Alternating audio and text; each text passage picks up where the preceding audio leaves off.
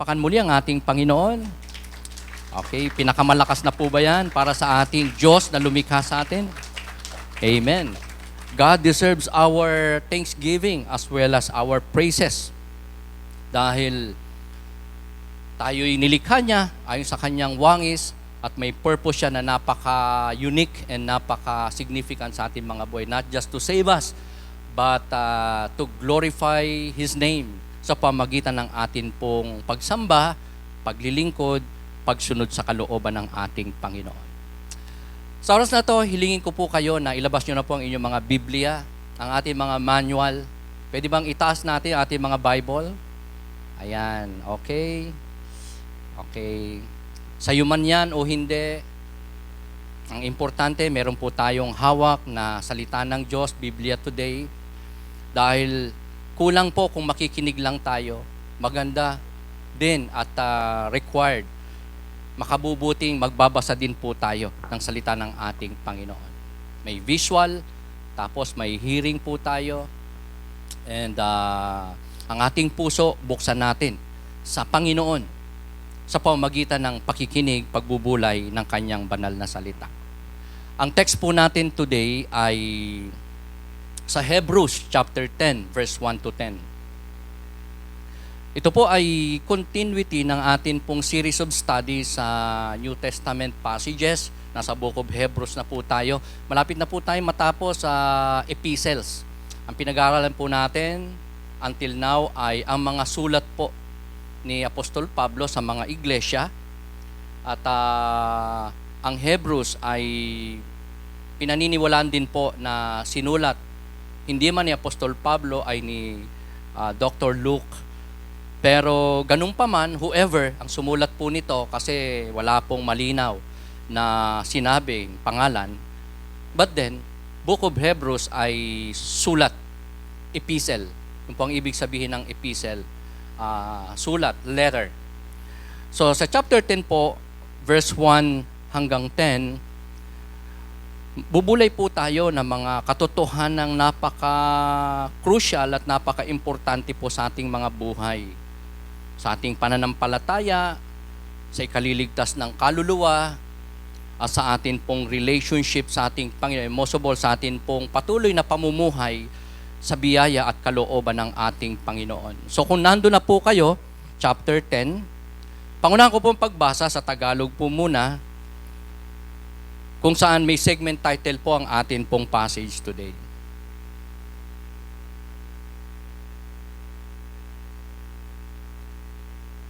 I'm sorry. Sa chapter 10, verse 1, ganito po nakasulat. Kung naroon na po kayo, sana po masundan nyo ako. Sabi dito, ang kautusan ay anino lamang at hindi lubos na naglalarawan ng mabubuting bagay na darating. Hindi ito nagpapabanal sa mga lumalapit sa Diyos sa pamamagitan ng mga handog na iniaalay taon-taon. Kung napatawad na nga ang mga lumalapit sa Diyos sa pamamagitan ng ganoong mga handog, wala na silang aalalahanin pa tungkol sa kanilang mga kasalanan at hindi na sila kailangang mag-alay pang muli. Ngunit ang mga alay na ito ang nagpapagunita sa mga tao ng kanilang mga kasalanan taon-taon, sapagkat ang dugo ng mga toro at mga kambing ay hindi makakapawi ng mga kasalanan. Talatang 5, dahil dyan, nang si Kristo'y naparito sa daigdig, sinabi niya sa Diyos, ang mga pang-alay, pati mga handog, at ang mga hayop na handang sunugin, hindi mo na ibig sa dambana dalhin. Hindi mo kinalugdan ang mga handog na sinusunog, at ang mga handog upang pawiin ang kasalanan. Kaya't inihanda mo ang aking katawan upang maging handog. Kaya't sinabi ko, ako'y narito, O Diyos, upang sundin ang iyong kalooban, ayon sa sinasabi ng kasulatan tungkol sa akin. Sinabi muna niya, hindi mo ninais o kinalugdan ang mga alay at handog na hayop, mga handog na susunugin at mga handog dahil sa kasalanan kahit ito'y inihandog ayon sa kautusan. Sa kanya idinugtong, ako'y narito upang sundin ang iyong kalooban. Sa ganitong paraan, inalis nga ng Diyos ang unang handog at pinalitan ng handog ni Kristo. Ito po ang mga mapagpalang salita ng ating Panginoon. If I may add, yung verse 10, munti ko na pong mamiss. Ang verse 10, let's continue on in reading. Sabi po dyan, at dahil sinunod niya ang kalooban ng Diyos, tayo ay ginawang banal ni Hesukristo sa pamamagitan ng minsanang paghahandog ng kanyang sarili at iyon ay sapat na. Ito po mapagpalang salita ng ating Panginoon. Sa atin pong kapanahunan, marami po ang pinagdadaanan na masasabi nating problema ng marami pong tao. Problema sa finances, kaya nga may mga taong nung malugi, nung hindi yumaman, nung mawalan ng kayamanan, pera o material na bagay, hindi lang po nalungkot, hindi lang po na-depress, kundi yung iba nga ay nagpapakamatay pa. Karamdamang pisikal ay tinuturing din po ng maraming tao na greatest problem of life. Sabi nga nung iba, kahit wala na akong pera na marami, basta maganda lang ang kalusugan. At pag yun ang nawala, to some people, to many people, yun ang pinaka-greatest problem in life na masasabi at matatawag nila. Ang iba naman, yung mga basic needs. Pag walang pagkain, walang makain, walang maidamit, walang masilungan, gaya po ngayon, marami po ang nawalan ng tahanan, they were so depressed, hopeless, and they think na yun na yung pinaka malalim, mabigat, sobrang problema na meron po sila. Dagdag pa natin ang mga tao pong minsan o madalas pag nakaranas ng pag-uusig, nakaranas ng rejection, pag nakaranas na sila ay ma-bypass, ma-ignore, ma-neglect, masaktan ng damdamin, it seems to us, yun na yung pinaka-greatest problem na meron sila o kinakaharap nila in life. Broken relationship, broken homes, broken families. Sa iba, ito rin yung pinakamatinding problema. Ayaw man nila, pero pag naranasan, halos hindi makaya. At tinatrato na pinakamabigat na problema sa buhay. Somehow, sa ating buhay in the past, baka makakapagpatutuo tayo na noon parang nagkaganon tayo, ganon natin i-treat ang mga pagsubok ng buhay, problema ng buhay, sobrang bigat at may mga panahong baka naisipan nating magpakamatay na or wakasan na ang ating buhay. Sa panahong ito, kahit nga material na bagay lang, may mga taong hindi lang ibubuwis ang buhay, kundi willing na ang buhay nila mawala for the sake of having something in life. Kahit yan ay cellphone lang, ibubuwis ang buhay. Nawala ng cellphone, parang wala ng meaning ang buhay. Hindi makabili ng iPhone na gustong-gusto niya. Hopeless na. Wala nang gana sa buhay. Sobrang lungkot na. At tila baga, ito na yung pinakamabigat na problema na meron siya in life. Pero sa oras na to, mga kapatid, i-share ko po sa inyo ang pinaka greatest problem ng tao sa totoo lang. Aside from those things na binanggit ko po sa inyo. Poverty, sickness, food, clothing, shelter, jobs, persecution, broken relationship and families, yung mga sufferings and pain in the heart, lack of material things, lack of visible success, lack of victories in life, na tinuturing na greatest problem ng maraming tao. Pero saan ka? Our passage tells us sa isang pinaka-greatest problem na meron o dapat makita ng tao. Yan ay walang iba kundi ang kasalanan. Man's greatest problem is sin. Pakisabi nga po natin, sin. That's our topic for today, based on our passage. So sana lumiit yung ating mga pinagdadaanan ngayon, o kaya naranasan in the past, tinuring nating sobrang bigat na problema, dahil may problema na pinakamatindi meron ang tao. Dapat niyang maunawa at makita, walang iba kundi ang problema sa kasalanan. So, today, share ko po sa inyo, the greatest need of man, the greatest need of you and me, para sa atin pong greatest problem, and that is sin sa ating buhay. Ang una is the required better sacrifice. Ito po yung unang need, greatest need ng tao para sa kanyang greatest problem, which is sin. It is but the required better sacrifice. So ang tao, wala siyang magagawa na anumang sakripisyo na magiging acceptable sa Diyos para mapatawad ang kanyang kasalanan, siya ay maligtas spiritually. Merong ni-require ang Diyos na mga sacrifices in the past, mga rituals, mga utos ng Diyos, mga ordinansa, pero sa paglipas ng panahon, may ni-require ang Diyos na better sacrifice. Sa verse 1 to 4, sabi doon, if I may read, mabilisan lang po para makasave po tayo ng time. The law is only a shadow of the good things that are coming. Yan po ang sabi ng verse 1. Not the realities themselves. For this reason, it can never, by the same sacrifices, repeatedly, endlessly, year after year, make perfect those who draw near to worship. If it could, would they not have stopped being offered? For the worshippers would have been cleansed once for all and would no longer have felt guilty for.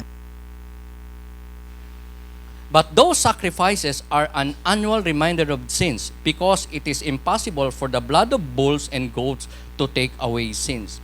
So, in the Old Testament times, may Old Covenant ang Panginoon, may lumang tipan, pakikipagkasundo ang Diyos sa tao. Mayroon lumang ordinansa, kautusan ang Diyos sa mga tao in the past, na sa paglipas ng panahon ay naging inferior na ordinansa, covenant later on. Sapagkat may bagong covenant na ipinahayag ang Diyos sa pamamagitan ng ating Panginoong Kristo. So, ang Old Covenant in the past, mga sacrifices, mga ceremonials, mga rituals, mga offerings, and a lot more na inutos ng Diyos bilang batas niya ay bagamat utos ng Diyos at na-enforce for so longer period of time, hundreds of years, ay naging inferior later on. Siya ay naging temporary at naging mahina dahil ang mga yon ay walang kakayanan na maglinis ng kasalanan ng tao. So, may panahon pa nga in the past na yung Old Covenant, sacrifices, ceremonials, laws of God, ordinances of God, ay naging mga empty rituals na bagamat sinusunod, pero hindi na po kinalulugdan ng Diyos. In our passage, ang sabi po, hindi ko kinalulugdan, God said, ang mga handog nyong hayop, na tinigis ang dugo, inalay, sinunog, even so yung mga harvest nilang dinadala sa Panginoon as offering, yung kanilang mga inumin, yung kanilang mga material resources, kayamanan, ginto, pilak, salapi, ay hindi na po naging acceptable and pleasing sa Panginoon. Naging empty rituals. Bakit? Sapagkat ang kanila pong puso ay wala sa Panginoon. Sila ay gumaganap na lang sa isang kalooban, kautusan ng Diyos para sa kanilang mga sariling kasiyahan na lang at hindi na ang kalooban ng ating Panginoon. Na sa gawin ang mga sacrifices and offerings na yon, kalakip ang pananampalataya at pagtitiwala, and most of all, pagsunod sa kalooban ng Panginoon. So just like in our time, anything that we offer to God, pwede pong hindi maging pleasing, sweet aroma, and acceptable apart from faith. Apart from our heart na makita ng Diyos na sumusunod, committed, devoted, and willing na maglingkod sa ating Panginoon. So the law was a shadow of good things to come and not the reality itself. So the Old Covenant sacrifices ay sabi sa ating passage, shadow. Pakisabi nga po natin, shadow. Sa Tagalog, anino. Yun daw pong Old Covenant, laws, sacrifices, rituals, ordinances of God in the past ay anino lang ng mga mabubuting bagay na darating in the future. Parang sa atin pong kalagitnaan ito, ayan, nandyan po ang liwanag. Okay. Maganda, sa gabi po yung illustration, na kapag may tao pong paparating dyan, pwede nating makita yung anino niya, parating pa lang. Oh, may parating na tao. Kasi makita mo yung anino. Pero di ba, hindi naman, alin ang mas mahalaga, yung bang anino o yung mismong may-ari ng anino? Di po ba? So, ang mga batas, ang Old Covenant, mga sacrifices, ceremonial, rituals, ordinances of God in the past, ay anino lang ng mga mabubuting bagay na darating. And that is the Lord Jesus Christ. Yung kanyang mga katuruan, yung kanyang sakripisyo sa krus. So, dumating ang panahon, ipinanganak ang Mesiyas, nagkatawang taong Panginoong Jesucristo, kaya nga ang laws, ordinances of God, Old Covenant, ay naging inferior. Bakit? Temporary lang siya, hindi siya pang permanente, kasi ginagawa yun ng paulit-ulit. Unlike the sacrifices of the Lord Jesus Christ on the cross, ay once and for all na ginanap niya para alisin ang kasalanan at karumihan sa puso ng tao. So the sacrificial system was a picture of the work our Lord would accomplish on the cross. So the system in the past, the Old Covenant laws ay temporary at hindi makaka-accomplish ng mga pangwalang hanggan na kalooban ng Diyos sa puso at buhay ng mga tao. Dahil ang mga yun ay paulit-ulit na ginagawa. Kung yun ay pang-permanente na sakripisyo, edi sana isang beses lang dapat gawin. But since paulit-ulit, daily may pag-o-offer, daily may ceremonial cleansing, may taon-taon na pangkalahatang pag-purify ng sarili, lalo na yung high priest. So, it means ang Old Covenant law system is but just temporary, may weakness, may unfinished na task sa puso at buhay ng tao, at ito ay incomplete. So, ang sacrificial system na paghahandog ng hayop, ng anumang bagay sa Diyos in the past, bagamat ordinansa ng Panginoon ay hindi na po naging kalugod-lugod sa Panginoon because of lack of faith from those who offered sacrifices, for those who obeyed the Old Covenant and systems. At in fact, may panahon pa nga in the past na hindi lang po hayop ang inahandog. Pati tao na, hinahandog na po. Inaalay ng anak, inaalay ang tao, at ang baby sa Diyos na kinikilala nila. Sa Diyos na hindi na yung tunay na Diyos na pinag-aalayan nila ng human sacrifices later on. Kaya nga po, napaka-importante na hindi lang natin makita ang greatest problem ng tao. Walang iba kundi ang kasalanan. Kundi ang kasalanan ng tao na sa pamamagitan po ng mga sacrifices, sa pamamagitan ng Old Covenant, rituals, ceremonial system, ay tumatakip lang sa kasalanan ng tao at hindi kayang alisin at linisin ng Old Covenant system and ceremonial law and sacrifices ang kasalanan. Kaya, ang tao po ay from then on, hanggang ngayon, sa buhay po ng mga unbelieving people, hindi pa nakakakilala sa Panginoon, wala pang relationship sa Panginoon, ay dapat desperado o may desperation sa isang sakripisyo na mas higit kaysa sakripisyo na inutos ng Panginoon in the past.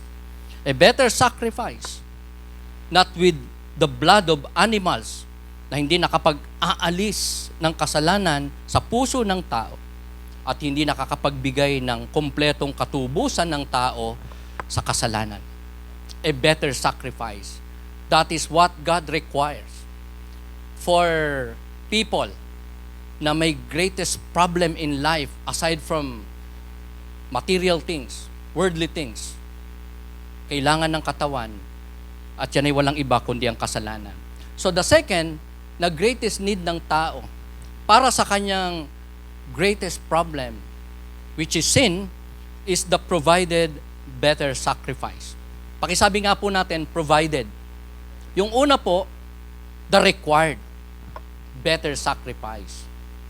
Kasi yung sacrifice in the past, naging empty, naging unacceptable, at may weakness, incomplete, may unfinished na task sa puso at buhay ng tao, especially sa kasalanan. Ito naman ay kung ano ang ipinrovide ng Diyos na better sacrifice na.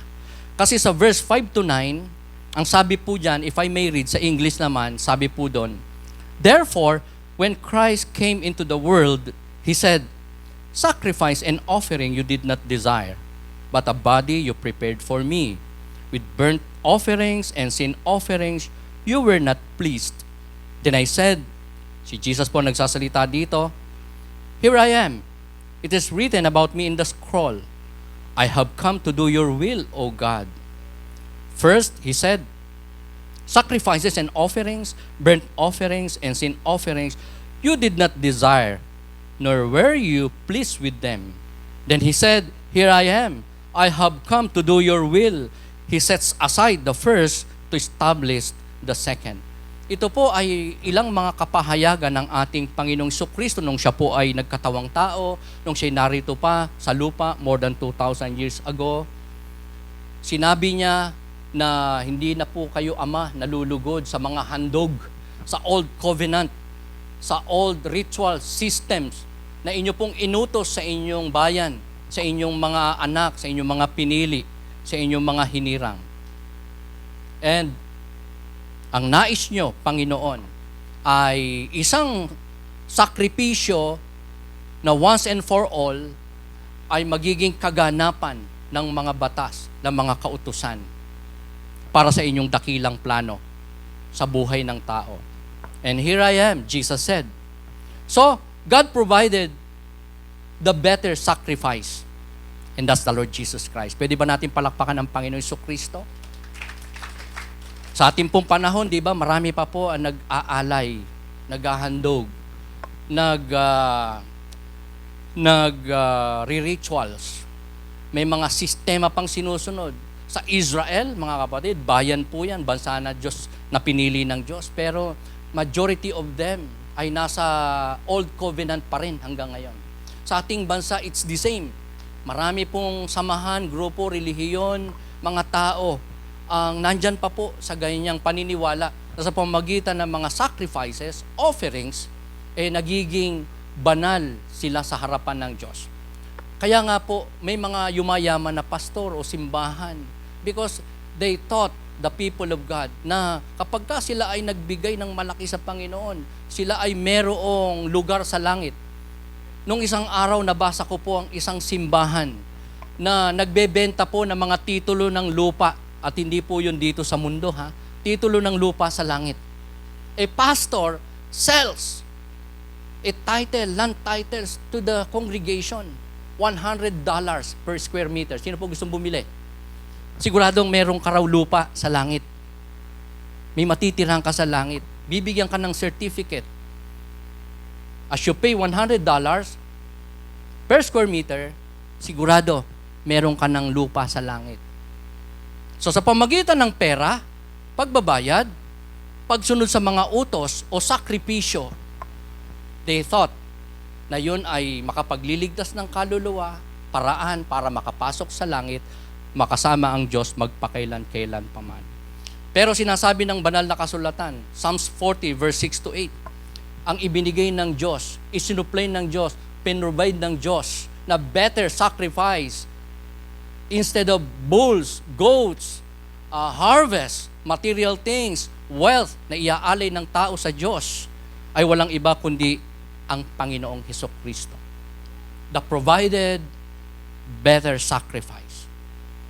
Namatay sa krus para tuparin, hindi i-abolish ang mga batas, kundi tuparin at tapusin ang work ng salvation ng Diyos sa buhay ng tao. Because after the fall of Adam, naagaw ni Satan ng dominion sa tao sa mundong ito. At ang nag-rule from then on ay ang Prince of Darkness, walang iba kundi si Satan. And God wanted to redeem it. God wanted na siya ang patuloy na kilalaing tao, maghari sa puso buhay ng tao. And God provided a way for that. And that is by way of sending His Son, the Lord Jesus Christ, to die on the cross. At ang sabi ni Kristo sa atin pong passage, "Here I am.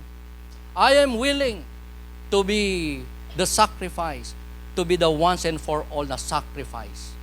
Para sa ikalilinis, ikawawala, kabayaran ng kasalanan ng tao."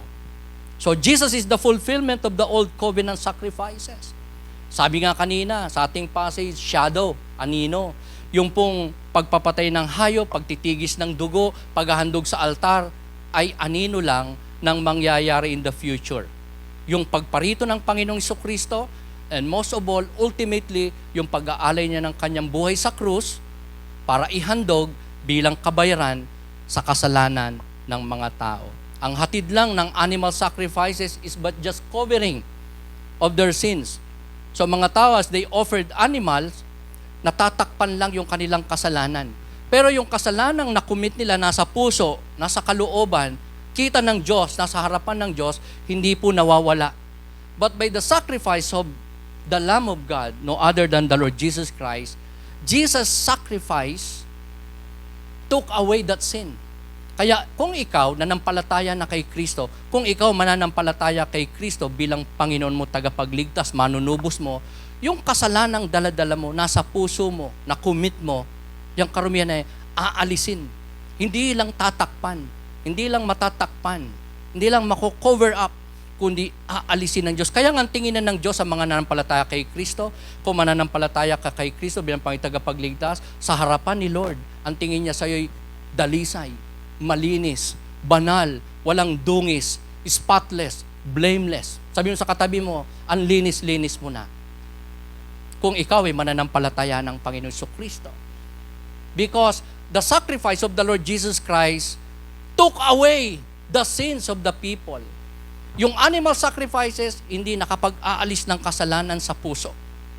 Kaya nga paulit-ulit sila naghahandog para ma-cover up lang, para matakpan lang ang kanilang mga kasalanan. Pero sa sakripisyo ni Kristo, inalis, inako, kinuha, binayaran ng Panginoon ang kasalanang meron ng tao. God gave Jesus His Son a prepared body so He could serve and fulfill God's will. So Jesus was like a willing servant who had his ears bored. So ang Panginoong Jesucristo po nung naparito sa lupa ay naglingkod sa Diyos, Ama. Sumunod sa kalooban ng Diyos as if like a servant. In the Old Testament time, marami pong slaves, mga servants, mga alipin.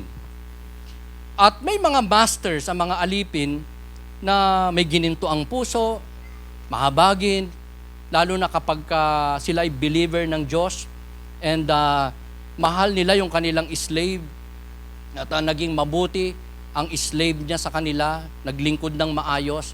May mga masters na binibigyan nila ng kalayaan ang kanilang mga alipin. Remember, ang mga slaves in the Old Testament times ay hindi po tao kung ituring, kundi property lang.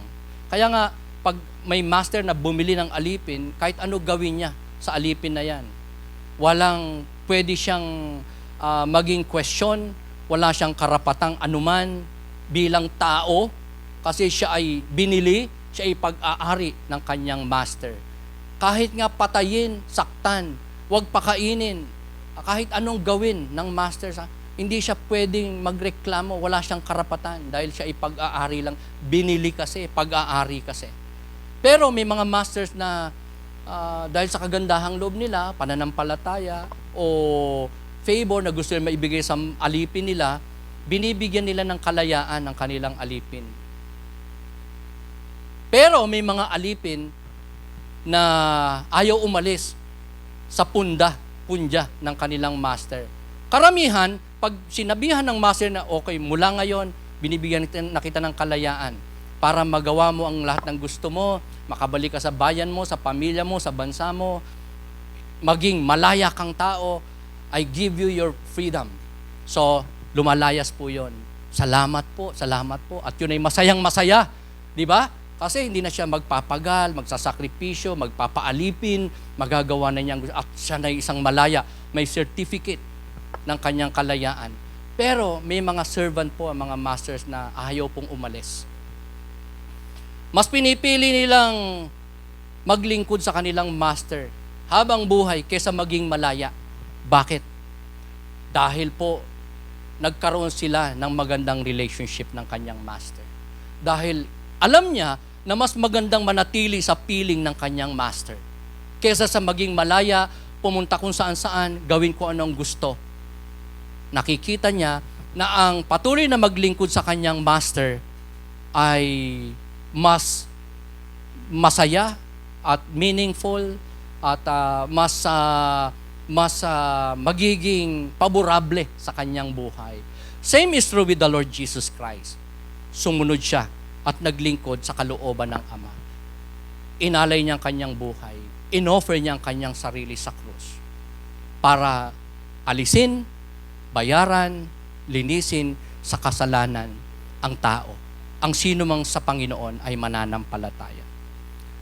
Just like you and me. Just like the Lord. Just like a servant na nakasumpong ng kalayaan. Ano ba ang ating dapat na maging response sa kalayaang binigay sa atin ng Panginoon?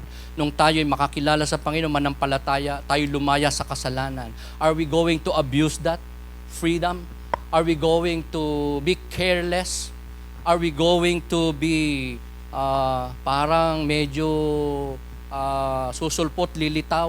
O kaya ay magiging parang, kumbaga sa ilaw, aandap-andap? O kaya magiging parang limitado at titipirin ba natin ang Panginoon? O magkakaroon ba tayong mga reservation sa ating buhay at hindi natin ikukumit ang ating sarili to be with our Master, and that is the Lord, and to be a servant ng ating Panginoon all our life.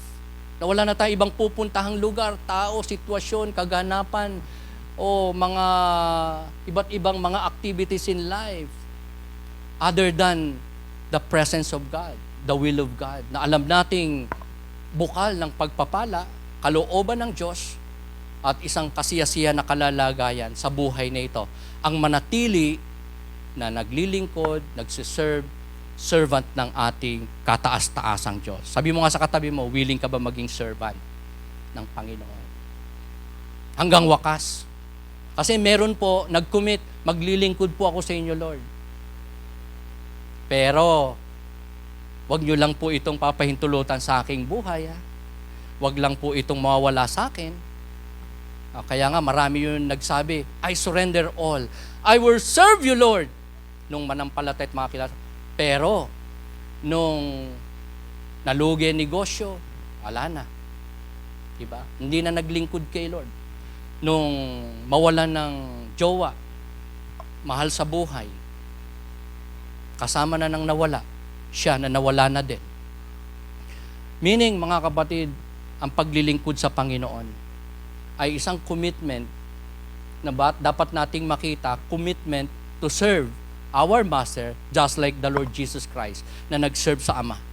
Naging willing to be the ultimate sacrifice once and for all sa mga tao para lumaya sa kasalanan. So, kaya nga, in the past, ang mga slaves na nakakasumpong ng kalayaan sa masters nila, pero minabuting manatili sa masters nila to serve their masters, nilalagyan po ng hikaw sa tenga. Tanda na sila'y alipin ng master nila, at dahil may hikaw, hindi lang siya alipin, tanda rin yon na siya ay binigyan ng laya, pero pinili niyang patuloy na maging alipin o servant ng kanyang master. Ang lahat ng may hikaw, magsabi ng amen. Parang walang lalaki nagsabi ng amen. Wala bang lalaki dito na may hikaw? Di ba, sa panahon na to, hindi lang babae na naghihikaw, di ba? Pati lalaki. Kaya nga, Ako, pag nakakita ako ng lalaking may hikaw, awkward, di ba? Kasi parang nakagis na nating kultura, babae lang, naghihikaw. But in Bible times, ang mga may hikaw, alipin. Mabababang tao. Pero, ang pagkaalipin na binabanggit ko sa inyo, ay pagiging alipin ni Kristo. Halaw, sa tipikal na alipin at master na nagkapatawaran, nagkaroon ng kalayaan yung servant, yung alipin, pero piniling manatili sa kanyang master. Kaya meron siyang hikaw sa tenga. Kaya pag nagpalagay ka ng hikaw sa tenga mo, kalalaki mong tao, ayan, in the Bible, tandaya ng pagiging alipin, walang karapatan, in bondage sa kanyang master, in bondage sa sanlibutan. Pero di bale, kung yung paghihikaw natin is we are glorifying God. So, pwede ba natin mag-glorify ang Diyos sa pamamagitan ng paghihikaw? Of course, it's no longer useful. In Bible times, yun talagang tanda ng isang alipin na nag-commit sa kanyang master all his life. Lalagyan siya ng hikaw. Pero sa ating panahon, hindi na po yun kailangan. Hindi na kailangan ng mga ritual, mga sacrifices, ng mga seremonya, ng iba't ibang mga kapahayagan, sapagkat ang Diyos na po ay nakatingin na sa puso. Amen? Ang tinitignan na niya ay ang puso ng tao kung committed, may pananampalataya, and willing to serve and obey His God. That is why God had no delight in sacrifices apart from the obedient heart. And no amount of sacrifices could substitute for obedience. As I've said a while ago, kahit ang dami nating offering sa Panginoon, kahit ang haba natin mag-pray, kahit alam natin ng buong Bible, kahit na tayo ay ipinanganak at lumaki sa isang Christian family, apart from faith and obedience of our heart sa Panginoon, all those things, sacrifices, valuable things na meron tayo, are nothing.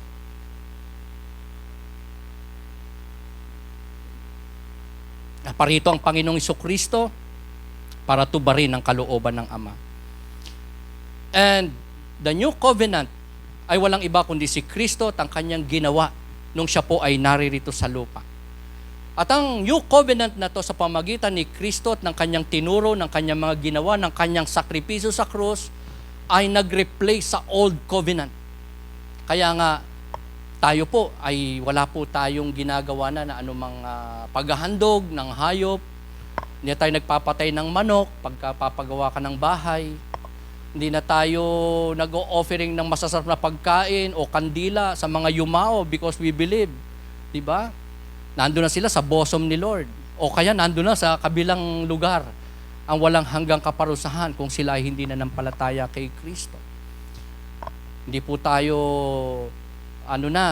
duty bound na sumunod sa mga batas, Old Testament covenant, sacrifices, system, sapagkat ang mga ito ay tinupad na at naging sukdulan na, naging kumpleto na, and final na sa pamamagitan ni Kristo at ng kanyang sakripisyo sa krus ng Kalbaryo, sa kanyang mga katuruan at ginawa, at pagparito bilang servant ng kataas-taasang Diyos.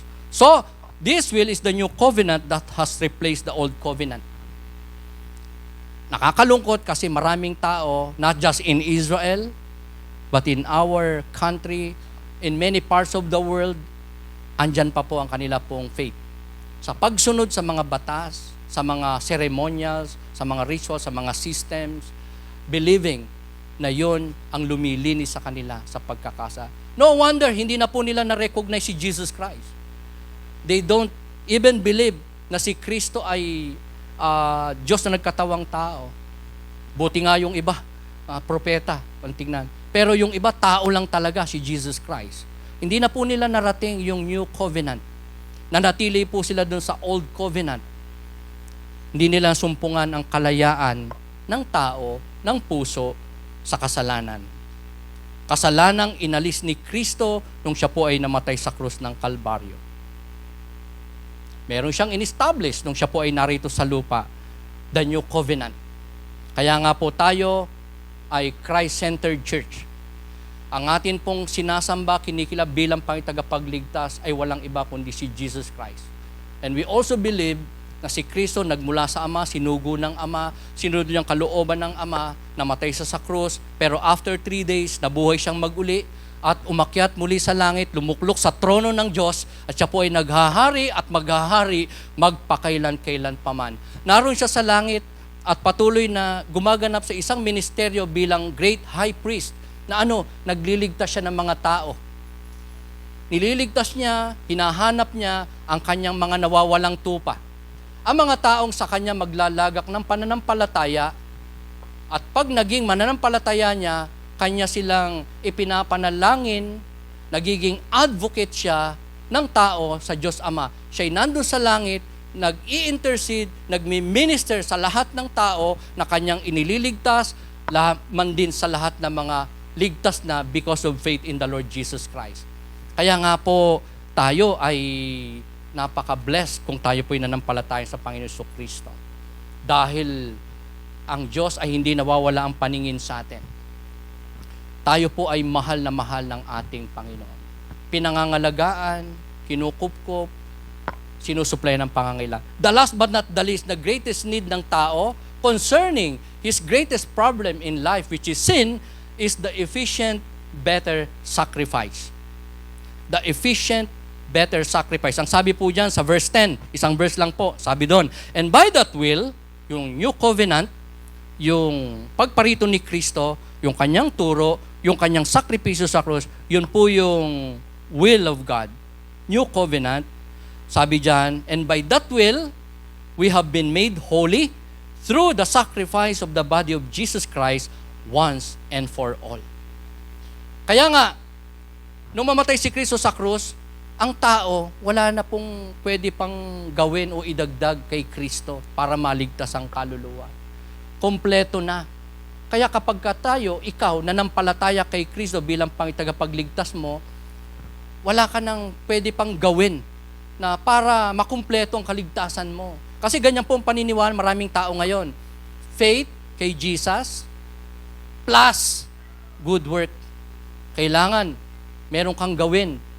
Kasi kung pananampalataya lang, di umano kulang. Kailangan dagdagan mo plus good works. Magsimba, mag-abuloy, maging mabuti, maging mabait, magminsunurin. Pag hindi ka na nakasunod doon, nag-fail ka sumunod doon, kulang. Hindi ka mawawala kaligtasan mo o hindi ka maliligtas spiritually sa apoy ng impyerno. Kaya kailangan dagdagan mo para maligtas ka. Faith plus good works equals salvation. Yan ang equation ng maraming tao in our time. Pero ang equation ng Bible when it comes to salvation ng kaluluwa is faith in the Lord Jesus Christ equals salvation. Di po ba? Pananampalataya lang, faith alone. Sola fide. Faith alone saves souls, saves people. Sapat ang sakripisyo ni Kristo para mapunta sa langit ang kaluluwa mo, ang kaluluwa ng tao. Walang hindi kayang bayaran, gawin ang dugo, katawan, at sakripisyo ng Panginoon Jesucristo when it comes to salvation. It is sufficient and efficient. A better sacrifice than animal sacrifices and a lot of offerings na ginagawa o gagawin ng tao. Because that sacrifice of the Lord Jesus Christ is once for all. Minsanan lang. Minsanan lang. Kaya faith equals salvation. Ano ang resulta ng taong nanampalataya, may tunay pananampalataya kay Kristo? Kaligtasan. At ang mga may pananampalataya kay Kristo, may kaligtasan at mayroong nagiging mabuting mga gawa. Faith equals salvation equals good works. Kaya nga, we believe na mga tunay na nanampalataya kay Lord, nagkakaroon ng pagbabago, transformation. Dating may bisyo, umiiwas na, nawawala na, kahit unti-unti. Dating babaero, ngayon, lalakero na lang. Amen. Naging faithful sa asawa. dating makasanlibutan, materialistic, worldly, disobedient sa parent, tamad, di ba? Nagkaroon ng pagbabago nung makilala si Kristo. Gumagawa na sa kalooban ng Diyos, naglilingkod na sa Diyos, sumusunod na sa Diyos. That is transformation in the heart. Pagkilos ng Diyos sa puso at buhay ng isang tao, tunay na ng palataya kay Kristo bilang Panginoon tagapagligtas. And Christians have been set apart, itinalaga na ng Diyos para sa kaligtasan, pinapaging banal ng Diyos ang sino mang nanampalataya kay Kristo, at yun sa pamagitan ng pagtubos ni Kristo sa kasalanan ng tao sa krus ng Kalbaryo. So, mag-recap na po ako because I have no more time. On this topic na shinare ko po sa inyo, man's greatest problem, which is sin. Pakisabi nga po natin, sin. Our greatest problem. The greatest problem of mankind is sin. Ano na yung kailangan? Number 1, the required better sacrifice. Number 2, the provided better sacrifice. And the last but not the least, the efficient better sacrifice. And that's the sacrifice of the Lord Jesus Christ. The efficient sacrifice ng ating Panginoon Jesucristo. So, I propose 2 things, mga kapatid, bago tayo magtapos sa aralin po nating ito. The greatest problem of mankind, and it is but sin. Number 1, I propose, believe in the Lord Jesus Christ, who sacrificed His life on the cross to take away your sins. This is basic and yet so important. Kung hindi mo pa nagagawa sa buhay mo na lumapit kay Kristo, kausapin siya, at hilingin siya na maghari sa buhay mo, tumahan siya sa iyong puso, kung hindi mo pa nagagawa na personal mong ikumpisal kay Kristo ang mga kasalanan mo, aminin sa Kanya na ikaw ay makasalanan at nangangailangan ka ng kapatawaran mula sa Kanya upang maligtas ang iyong kaluluwa sa impyerno at maging anak ka ng Diyos at makapasok ka sa Kanyang kaharian. It is but important that you believe and accept the Lord in your heart today. Siya ang kaisa-isang sakripisyo, offering sa krus ng Kalbaryo ng Ama. Parang kasalanan mo, kasalanan ko, kasalanan natin ay mawala.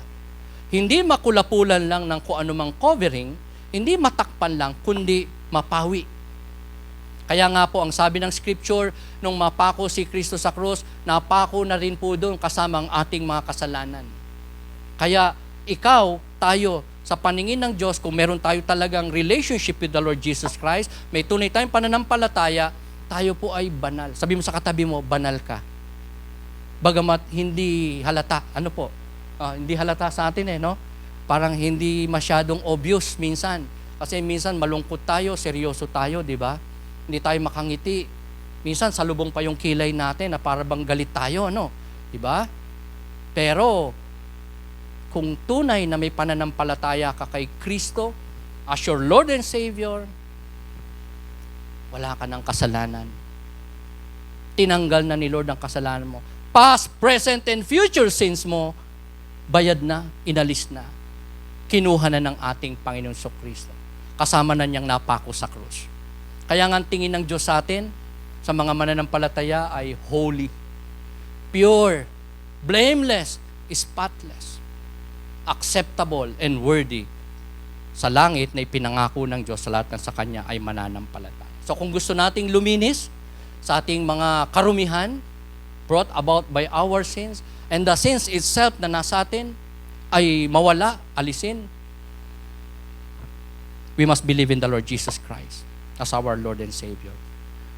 At ito po ang mangyayari sa atin, mga kapatid, once we place our faith in the Lord Jesus Christ. Sabi po ni Isaiah, chapter 1, verse 18, though your sins are like scarlet, they shall be as white as snow. Though they are red as crimson, they shall be like wool. So kahit na daw ang iyong kasalanan ay kasimpulan ng dugo, ang iyong puso daw, buhay, kalalagay sa harap ng Panginoon, ay magiging kasimputi ng niebe, magiging kasing busilak o puti, gaya ng kayong lino. Wow! Tayo po ay hindi makakapagkaila sa Panginoon. That in the past, marami tayong offense sa ating Panginoon. Marami tayong nakomit na pagkakasala sa ating Panginoon. Sa isip lang, lalo na sa salita, man din ay sa gawa. Dagdag pa yung naging layunin ng ating puso na by nature ay wicked, in contrary sa kalooban ng Diyos. Mula nung tayo magkaisip, tayo po ay nagkasala na sa ating Panginoon. Dami-dami. Sabi nga, kung bibilangin ng Diyos sa ating kasalanan at kada kasalanan ay meron siyang tatanggalin sa ating daliri o parte ng katawan, siguro po, I do not know if you will join me in this summation. Walang matitira sa akin. Siguro yung katabi mo, baka nihibla ng buhok, walang matitira. Dahil aminado tayo, marami tayong kasalanan, tayo'y makasalanan, tayo nagkasala sa ating Panginoon. Pero gaano man yan karami, kabigat, kalawak, kadilim, kaitim, o kapula gaya ng dugo, kaya ng ating Panginoon na yan ay linisin, alisin, baliktarin ng kulay, gawing kasimputi ng niebe, kasimputi ng kayong lino, ang ating maitim o pulang-pula na kasalanan sa harap ng ating Panginoon. If we will believe and accept the Lord as our Lord and Savior. Number 2, I propose that matapos tayo manampalataya sa Panginoon, o kung mananampalataya, din lang naman tayo sa Panginoon, I propose that we must be ready and willing not just to hear God's will, God's word, God's commandments, but as well as to obey God's will sa ating buhay. Ito ang ninanais ng Panginoon na handog. Puso na willing sumunod. Puso na sumusunod sa kalooban ng ating Panginoon. Hindi lamang nakikinig, hindi lamang nagsusubi sa isip at puso ng salita at utos ng Diyos, kalooban ng Diyos, kundi sumusunod at nagpapamuhay ng kalooban ng ating Panginoon. You may fail, we may fail at times in obeying God, in serving God. Pero hindi po tayo dapat na sumuko. Sabi sa katabi mo, huwag kang susuko sa kahinaan mo, sa limitasyon mo. I believe, mga kapatid, meron ka kahinaan na palaging diyan ka nahuhulog, nag-i-stumble, narurumihan, at nagiging unworthy before God, bagamat ikaw ay tunay na nanampalataya na sa Panginoon. But I tell you this, do not give up. Just continue on doing God's will in that area of your life kung saan ka mahina. Because time will come, God will bless you. God will give you enabling to overcome that weakness, limitation, sin na naghahari, hindi natin ma-overcome sa ating buhay. God may permit, kalooban niyang mapagtagumpayan natin ang tukso kasalanan na to, kahinaan natin, limitasyon natin. God's will po yun. Pero pwedeng ipahintulot ng Diyos that at the moment, hindi ka pa niya bibigyan ng lakas, ng katagumpayan, ma-overcome yan. Part of testing sa iyo ng Panginoon. Titignan niya kung magpapatuloy ka ba o hindi. Titignan niya kung alin ba ang pipiliin mo. Maglulunoy ka na ba sa kahinaan mong yan, kasalanan niya, sa libutan, sa gusto mong gawin at hindi na sa kalooban ng Diyos. Titignan ng Diyos kung ano ang laman ng iyong puso, kung tunay bang iyong pananampalataya. Kung willing ka ba na mag-persevere sa kalooban ng Diyos. Willing ka bang magtiis, willing ka bang mag-endure sa mga trials, sacrifices, sa mga temptation, sa mga iba't ibang sufferings and pains na pwede nating maranasan in life. Bagamat kahit naglilingkod ka na sa Panginoon, sumusunod ka palagi, day and night, talagang kinumit mo na lahat. Pwede ka pa rin masaktan, pwede ka pa rin mabigo, pwede ka pa rin makaranas ng iba't ibang mga trials. Even if we are serving God. And that is part of God's pruning, molding, empowerment, and glory ang mapupunta sa Panginoon if we continue on serving, not just hearing, listening, but obeying the will of our God in our lives. Tuloy lang. Sabi mo sa katabi mo, padayon lang. Padayon lang, sabi nga sa Bisaya. Patuloy lang. Amen? Dahil may isa na sobrang magiging masaya pag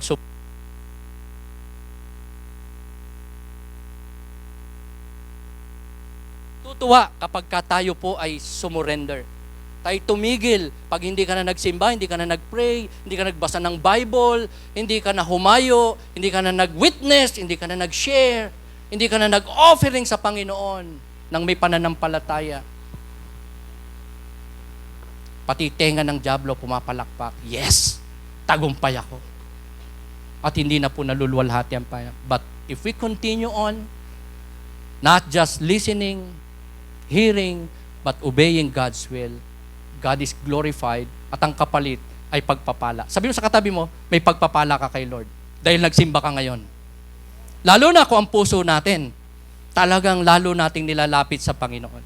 Kung ang buhay natin, isinusuko, ikunukumit natin sa Kanya. At tayo po'y nagdidesisyon ngayon na hindi lang natin siya kikilalanin bilang Tagapagligtas, hari ng ating buhay, kundi maglilingkod tayo sa Kanya habang buhay. Susunod at lalakad sa Kanyang kalooban, whatever happens. Whatever happens. Sabi mo sa katabi mo, kahit anong mangyari, maglilingkod ako sa Panginoon. Yan ang kalooban ng ating Panginoon. Let's rise up. Umawit po tayo sa ating Panginoon. Let's thank God. Kung meron po sa atin dito, personal na gusto pong lumapit sa Panginoong Jesus, bilang Panginoon tagapagligtas, gusto magsuko ng kanyang buhay sa Panginoon, gustong ipahayag, ihingi ng kapatawaran ng kanyang nagawang pagkakasala, right there where you are, pwede mong gawin yan. Kahit di ka mag-usal ng salita, kahit nakaupo ka lang, kahit pa ano ang posture na meron ka, anong kalagayan mo in life, you can talk to God, you can approach God, and if you seek God, you will find Him. If you ask God for His will to be done, to be in your life, God will give it to you. At sabi nga, ang kumakatok, pinagbubuksan. Ang humihingi, binibigyan. Ang naghahanap, nakakasumpong. Yan ang pangako ng ating Panginoon. Sa sino mang sa Kanya mananampalataya, mag-aalay ng buhay, willing sumunod at maglingkod, luwalhatiin ng Diyos sa Kanyang buhay. Let me pray for you. You can join me in this prayer. In your own words, by your heart, lumapit tayo sa ating Panginoon. Patuloy natin siyang lapitan, sampalatayanan, hilingan ng ating mga pangangailangan. Sa maraming pangangailangan natin in life, minsan nagpapahina sa atin, pero higit sa lahat, ang kaligtasan ng ating mga kaluluwa. Para sa ating mga nanampalataya na, hilingin natin sa Diyos ang higit pa niyang pagpuspos sa atin ng Kanyang Espiritu. Hilingin natin ang patuloy na patnubay ng liwanag at kapangyarihan ng Kanyang salita sa ating mga buhay na hindi lamang po natin mapapakinggan, kundi maipapamuhay from now on. All for His glory at upang sa atin po ay dumalo yan ang pagpapala ng ating Panginoon. All the more. Let us pray. Aming dakilang Diyos, maraming salamat po sa iyong mga salita. Kayo po naging sentro, Panginoon, ng aming pong pag-aaral. Kayo as our supreme, great high priest, Savior, Redeemer, the God who takes away the sins of the people. The God who gave us worthiness, holiness, because of faith. Our God who is with us by His Spirit. The God who is here with us, for you are an omnipresent God. We come to you, Lord. We worship you, we acknowledge you, we place our faith in you, and we confess to you our sins.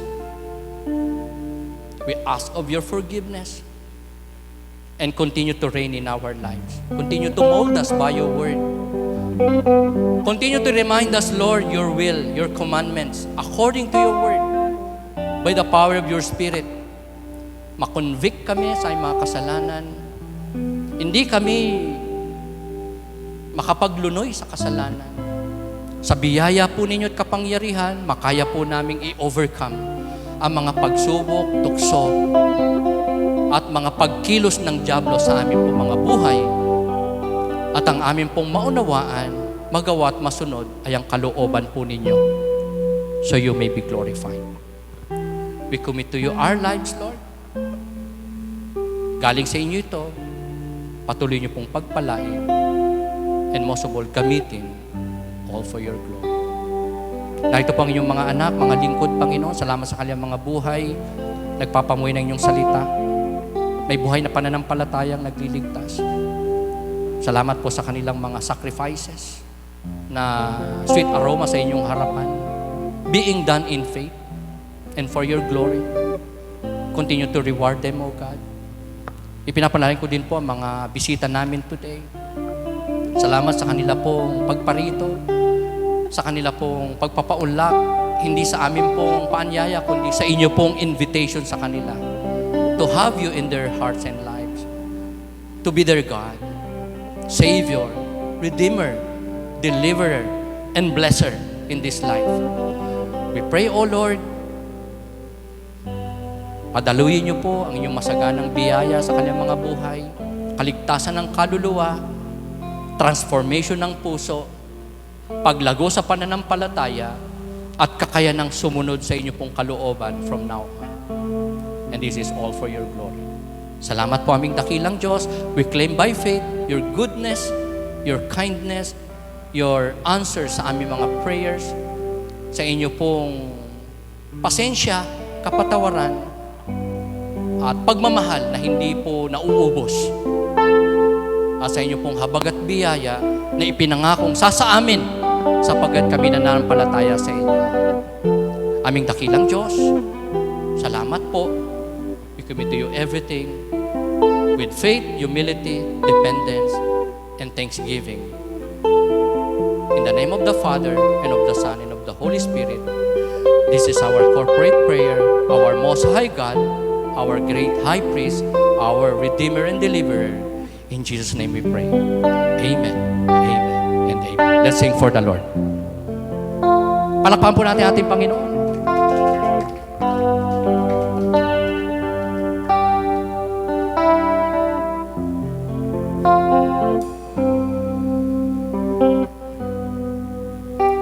A pure heart, that's what I long for.